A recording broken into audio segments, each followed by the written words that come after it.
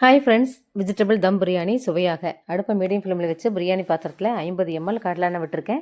2 பிரியாணி இலை, ஒரு அன்னாச்சி மூக்கு, 2 ஏலக்காய், 2 கிராம்பு, ஒரு துண்டு பட்டை போட்டிருக்கேன்.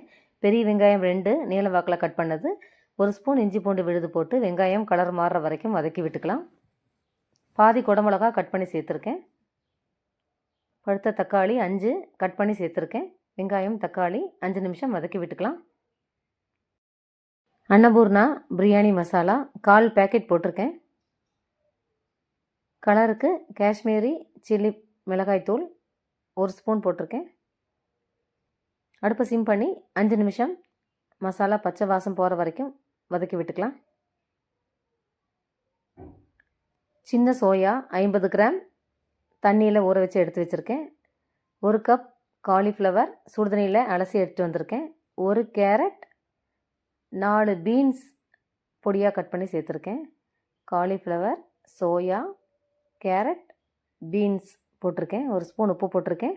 1/2 ஸ்பூன் மஞ்சத்தூள் போட்டிருக்கேன். 5 நிமிஷம் காய்கறி மசாலாவோட சேரட்டும், வதக்கி விட்டுக்கலாம். பிரியாணி அரிசி 3 டம்ளர் தண்ணியில் ஊற வச்சுக்கலாம். 15 நிமிஷம் ஊறட்டும். 3 டம்ளர் அரிசிக்கு 6 டம்ளர் தண்ணி சேர்த்துருக்கேன். கலந்து விட்டுக்கலாம். அடுப்பை மீடியம் ஃப்ளேமில் வச்சு பிரியாணி பாத்திரத்தில் மூடி வச்சு 5 நிமிஷம் கழிஞ்சு பார்க்கலாம். காய் வேகட்டும். காய் வெந்து தண்ணி கொதிச்சிருச்சு. ஊறின அரிசியை தண்ணியிலேருந்து வடிகட்டி சேர்த்துருக்கேன். 1 ஸ்பூன் உப்பு போட்டிருக்கேன். 1 கைப்பிடி அளவு புதினா தலை, கொத்தமல்லி தலை பொடியாக கட் பண்ணி சேர்த்துருக்கேன். 1 ஸ்பூன் நெய், 1 ஸ்பூன் தயிர் போட்டிருக்கேன். கலந்து விட்டுக்கலாம்.